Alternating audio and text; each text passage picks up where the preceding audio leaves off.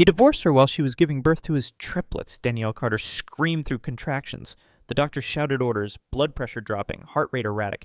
She's crashing! We need consent now! A nurse burst into the hallway. Sir, she's asking for you. You're the emergency contact. Bradley Whitmore didn't flinch. He reached into his leather briefcase, pulled out a crisp document, signed, dated, folded, divorce papers. He handed them to the nurse. Tell her I wish her well. And then he walked away. Inside the delivery room, 3 newborns cried into the sterile air, their mother barely conscious, their father already gone. Danielle Carter grew up in a 1-bedroom apartment in Harlem. No backyard, no quiet, no father, but she had numbers.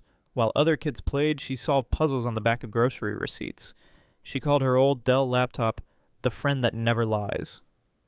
It never mocked her clothes, never ignored her questions, only gave her truth, line by line, code by code. At 12, she cracked a high school calculus problem for fun. At 15, she built a basic algorithm to track missing pets. At 17, she got into Yale, full ride. No legacy, no donations, just raw skill. She didn't dream of fame. She dreamed of logic, of answers that didn't change depending on who you were or where you were from.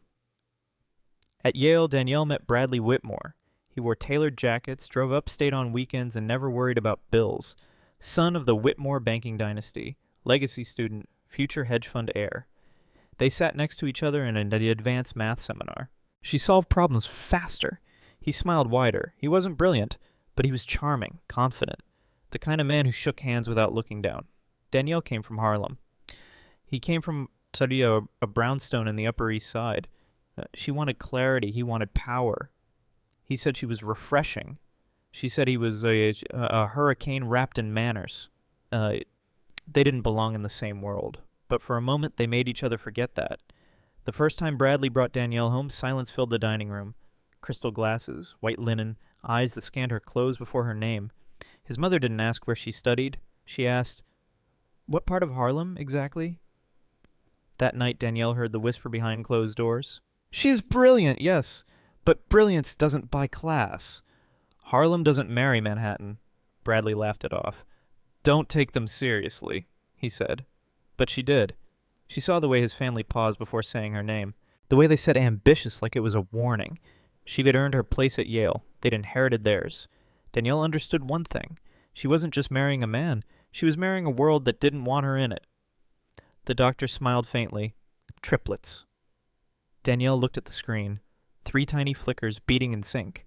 Her hands trembled, but her eyes filled with quiet awe. Bradley turned pale. 3? He didn't speak on the ride home.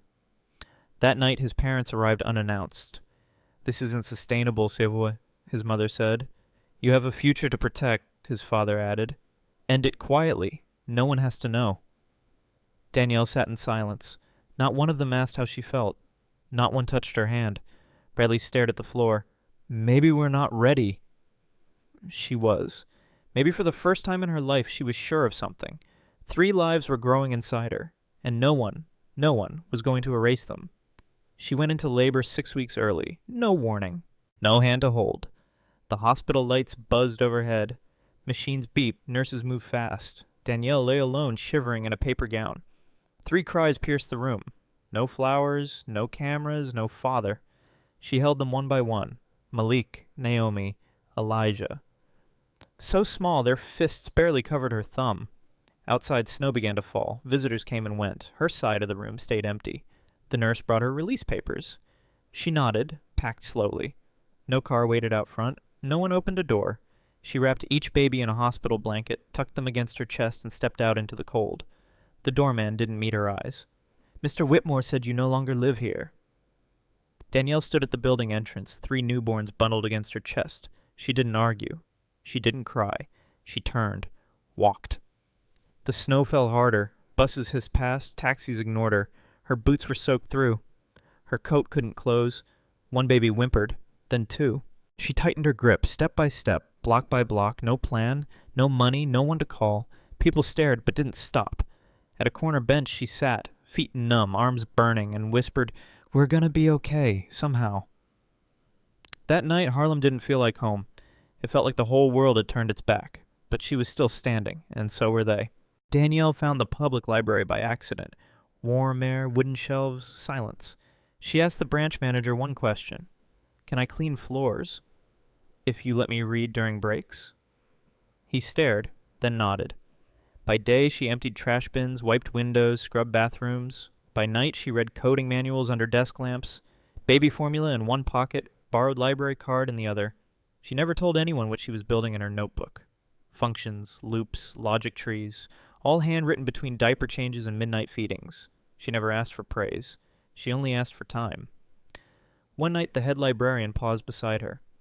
You know, she said softly, most people just borrow books. Danielle smiled. I'm borrowing the future. Maggie Thompson watched her for weeks. The young woman with tired eyes and borrowed notebooks. Always cleaning, always reading, never asking. One night, as Danielle wiped down the study tables, Maggie approached. I have something for you, she said. From under the reference desk, she pulled out an old laptop. Faded keys, scratched lid. Still working. It's not much, but it remembers things, like you do. Danielle held it like it might break. No one had given her anything in months. Not even kindness. She whispered, thank you, and meant every syllable. That night, at the corner of a twin mattress, with 3 babies sleeping nearby, Danielle opened the laptop, typed her name. It blinked to life, not just a machine, a door. The apartment was silent except for coughing. Naomi burned with fever. Danielle pressed a cold cloth to her daughter's forehead, rocked her gently, then laid her back down. She turned to the laptop. A blinking cursor waited. She typed slowly, every line of code a whisper between worry and exhaustion. If, else, return. One eye on the screen, one ear on her children. A bottle warmed beside the keyboard. The spacebar stuck, the fan whined. She kept going. By 3 a.m. her fingers ached. The code compiled. It worked. No applause, no one to see. But she smiled, not because she had finished, but because she hadn't quit. Danielle noticed it first in the data. Same symptoms, same vitals. But black patients were diagnosed later, treated less. She ran the numbers again, then again. Bias wasn't a glitch. It was baked into the system. So she built something new, an algorithm that corrected the skew. It flagged inconsistencies, balanced risk profiles, removed race from where it didn't belong, and added it where it did. She tested it on open datasets. Accuracy soared, false negatives dropped, no lab, no funding, just a second-hand laptop and a mother who refused to look away. Danielle didn't call it a breakthrough. She called it fairness, a system that saw people, clearly. Danielle stood at the far end of a polished glass table. Slides ready, code running, she pitched with calm, clear precision. The investors listened, nodded, then shifted in their seats. One leaned back. It's admirable, Letizane, he said. Another added, but it feels a bit idealistic, don't you think? A third closed his laptop. Ethical AI sounds nice, but it doesn't scale. She kept her hands steady. They saw a woman with no pedigree, no partners, no funding history, not the product, just the profile. The meeting ended with a smile that said, good luck. The kind that meant, not with us. Outside, Danielle took a deep breath. It wasn't the rejection that stung, it was how familiar it felt. 3 weeks later, a press release went viral. A well-known firm announced a new AI tool, built to combat racial bias in healthcare. The language sounded familiar, too familiar. Danielle opened the demo. Line after line. It was her framework, her logic, her work. They had taken her pitch deck, changed the font, and claimed the future. No credit, no call, just the silence and headlines. She sat in the library stairwell, laptop in her lap, hands still. Not broken, just betrayed. One of the babies cried. She wiped her face, closed the screen, and whispered, they can steal what I wrote, but they can't build what I'm becoming. The next morning, Danielle found a note by the return desk. Come to the reading room. 9 a.m. Dania. Maggie. She went. Waiting at the table was a woman in a gray blazer, coffee in hand, laptop open. Dr. Olivia Thompson, she said, smiling. Maggie's daughter, and a systems engineer at Brightmind AI. Danielle froze. She'd read Olivia's work, cited it, admired it. I saw the press release, Olivia said. It was yours. I know it. Danielle didn't speak. Then Olivia pushed her laptop forward. I'm not here out of pity. I'm here because your code's better than what they stole. Danielle's fingers touched the keys. She didn't need a crowd. She just needed one person who saw her. And now she had 2. They called it Constellation Tech. Not because they had stars, but because they were building something in the dark. No office, no investors, just folding chairs, shared chargers, and a borrowed corner of the public library. When that closed, they met in the subway station cafe, midnight to 4 a.m. Danielle brought her 3 sleeping kids in a stroller. Olivia brought students she mentored, brilliant, broke, hungry to matter. They coded between train announcements, used napkins for whiteboards, ran demos over borrowed Wi-Fi. Clients? None. Doubt? Constant. But the code kept getting better, cleaner, smarter, faster. Every time the world told Danielle to quit, she looked at the team beside her and thought, maybe we already won. The pitch ended. The VC smiled, slow and polished. We like it, he said. It's bold, needed, timely. Then came the offer, $2 million for 80% of the company. Olivia stiffened. The room held its breath. Danielle stayed quiet. She read the fine print twice. No guarantees, no control, no ethics clause. You'd still have your name, he added, but we'd steer the vision. She closed the folder. I'm not selling what I built for survival, just so you can break it. He blinked. You'd walk away from this? She nodded once. 80% of something broken is nothing. They left the office with nothing signed, but they left standing taller. A week later, her inbox lit up. Subject, Constellation Tech, let's talk. From Lumina Impact Fund. They had read the white paper. They asked no questions about her past, only the product. We believe ethics scale, the email said. Let's build it right. The call was short. They offered a seed round. Full support, no demand for control. Keep the team, keep the vision, keep the name. Danielle muted herself, covered her mouth. For the first time, someone backed the idea because it protected people, not in spite of it. She looked at Olivia. They didn't cheer, they just nodded, quiet, grateful, and opened a new tab, payroll spreadsheet, because now it was real. She entered the lobby for a tech conference. Security badge clipped, pitch deck in hand. Bradley Whitmore stood near the espresso bar, laughing with 2 junior partners. Expensive suit, perfect hair, same polished confidence. Their eyes met, briefly. Nothing. He didn't recognize her. Danielle didn't slow down. She walked past him like he was air. No glance back, no flinch, just silence. 3 years ago, she had begged him to stay. Now he didn't even register her as someone worth remembering. But she remembered everything, not out of pain, out of proof. He couldn't see her, because he never really had.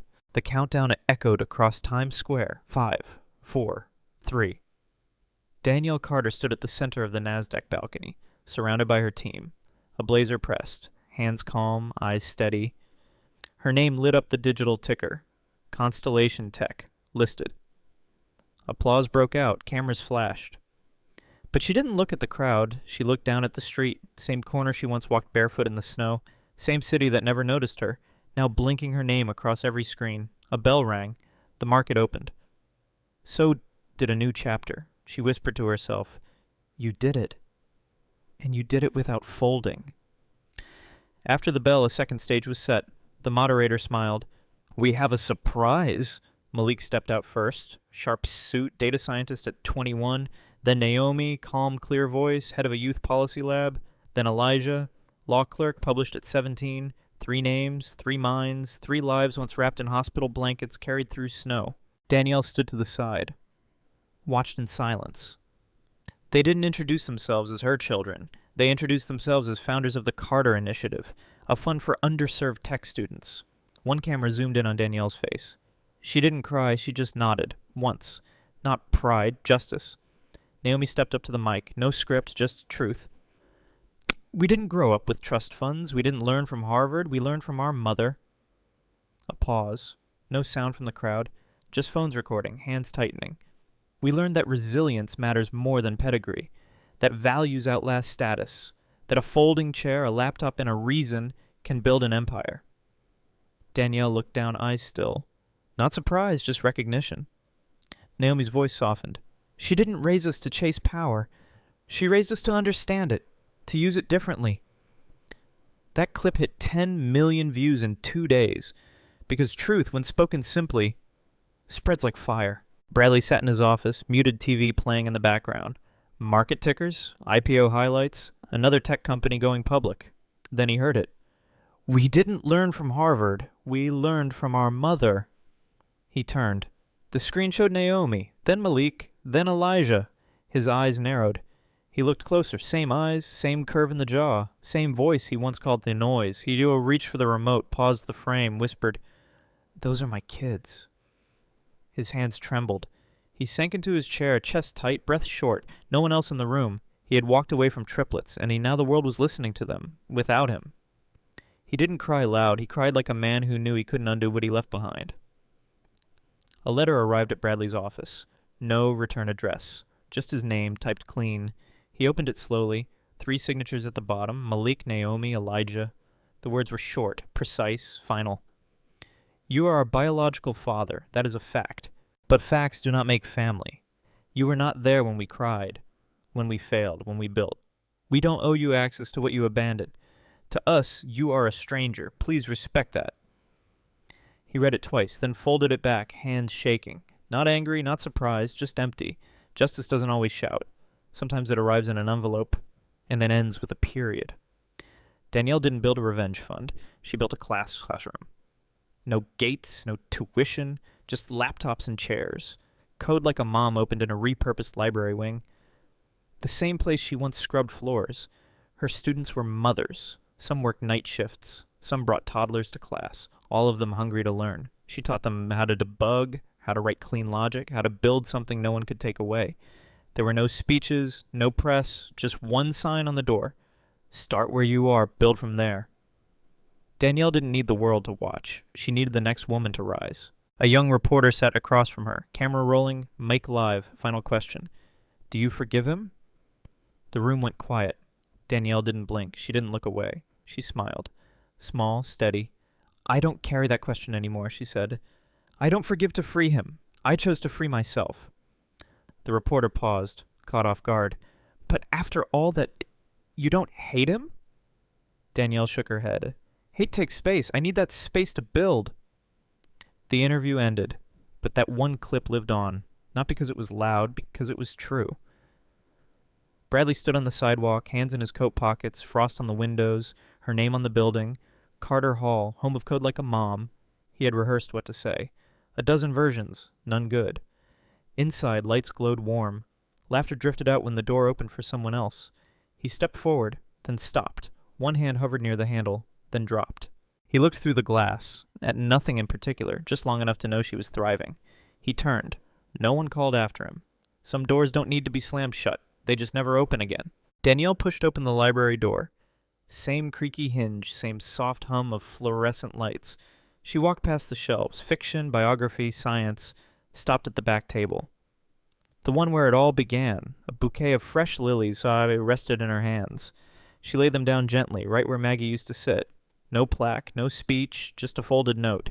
For the woman who gave me a machine and believed I was more than one.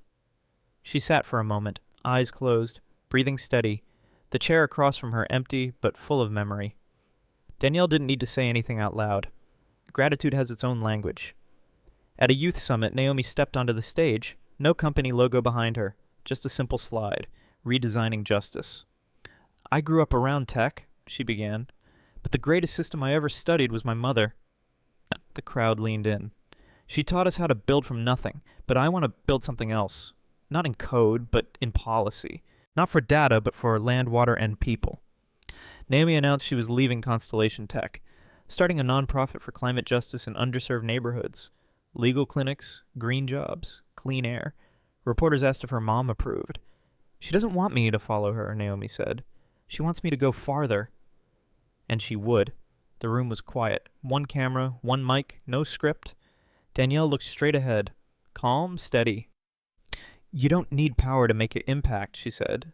"You don't need money or titles or permission." She paused. "You just need to start with kindness, with what you have. And keep showing up even when no one sees you." Behind her, a wall of photos.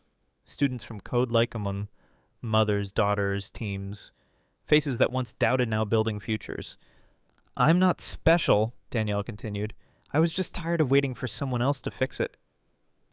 The camera light blinked off, but the words stayed. Footage rolled. Naomi walking through a flooded street in Louisiana, children helping plant trees, a broken pipe being repaired by a teenage volunteer team. Her voice came in soft, underneath. "This isn't about saving the world. It's about showing up where the world forgot to." Then silence. Black screen. One sentence in white.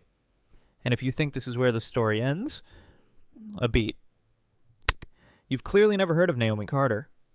No music, just breath, and then the faint sound of footsteps moving forward.